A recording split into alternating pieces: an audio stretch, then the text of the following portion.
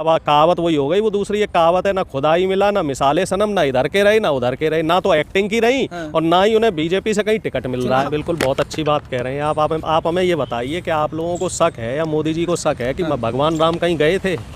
भाई राम तो यहाँ है, कड़कड़ में है। राम कहाँ चले गए थे? बस ये कह लो कि राम की आड़ में 2024 के चुनाव की नैया पार लग रही है।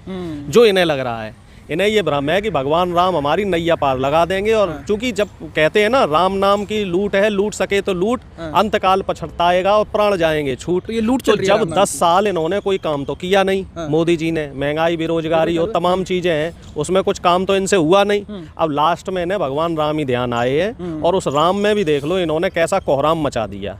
जिसे बुलाना चाहिए था उसे बुलाया नहीं। और जो है ये बताइए, कलाकारों को आप जो है घर घर जाके जो है उनके इनविटेशन दे रहे हो, ठीक है, शंकराचार्यों को आपने आमंत्रित नहीं किया तो था, वो खुद ही नहीं आए। अब यार कोरियर के जरिए उनको शंकराचार्य को चिट्ठी भेज रहे हो, उनके मान सम्मान का ध्यान रखना चाहिए। राष्ट्रपति महोदया, उनको नहीं बुलाया आपने, तो उन्होंने भी अपनी इज्जत बचाने के लिए चिट्ठी लिख के भेज दी। लाल कृष्ण आडवाणी जी, उनको नहीं बुलाया गया। यहाँ तक कि गृह मंत्री मोटा भाई भी नहीं पहुंचे।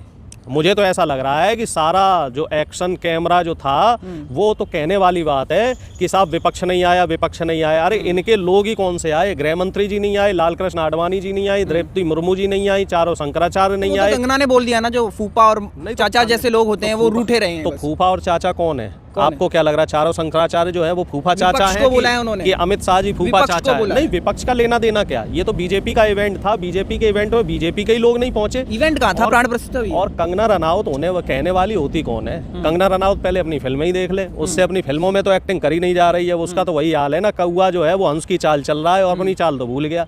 जो पहले ठीक ठाक एक्टिंग कर लेती थी, ठीक ठाक फिल्में चल जाती थी, रोजी रोटी चल रही थी उनकी, अब तो वो काम भी छूट गया। वो कहावत वही हो गई, वो दूसरी एक कहावत है, ना खुदाई मिला ना मिसाले सनम, ना इधर के रहे ना उधर के रहे, ना तो एक्टिंग की रही और ना ही उन्हें बीजेपी से कहीं टिकट मिल रहा है। लड़ने वाली है, मोटी मोटी बात आ रही है। अब देख लो चुनाव कहाँ से टिकट मिलेगा। वो तो राज्यसभा के जुगाड़ में थी, हो सकता है उन्हें लोकसभा कहीं से दे दिया जाए। उन्हें टिकट विकट तो मुझे तो नहीं लगता। अच्छा, आप ये मानते हैं राम को अगर मोदी जी लाए हैं तो 24 में जनता का यहाँ पे जिम्मेवारी बनती है मोदी जी को दोबारा लाने की? श्रीमान जी कैसी बातें कर रहे हो? मोदी जी क्या भगवान दशरथ है जो राम को लेके आ गए?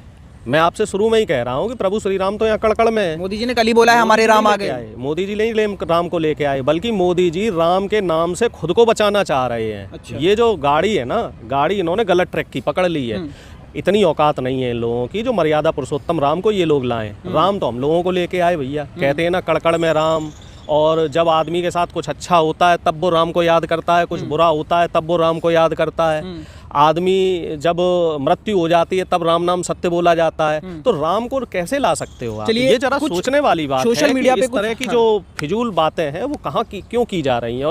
और जहाँ तक मैं समझता हूँ कल कुछ ऐसे वीडियोस भी वायरल हुए हैं जिसमें प्रभु श्री राम के नाम पे जो है गुंडागर्दी हो रही है, कहीं तमंचे लहराए जा रहे हैं, कहीं जो है किसी को मारा पीटा जा रहा है। अभी एक खबर मुझे ये सुनने में आई है कि एक मुसलमान को जय श्री राम के नारे लगवा रहे थे, उसने नारे लगाने से मना कर दिया तो उसे मार दिया गया, पीट पीट के उसकी लिंचिंग हुई है। ये कल या परसों की घटना है।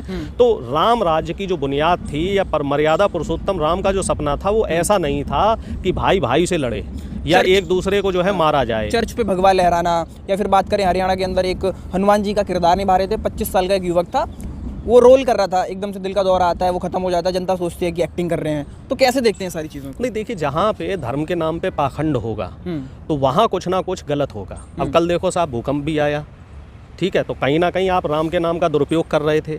कल बता रहे हैं, आप जैसे लोग ही बता रहे हैं कि साहब शेयर मार्केट भी क्रैश हुआ, गिर गया। जो राम का नाम ले रहे थे अडानी जी जैसे लोग, उनको अरबों रुपए का नुकसान भी हो गया।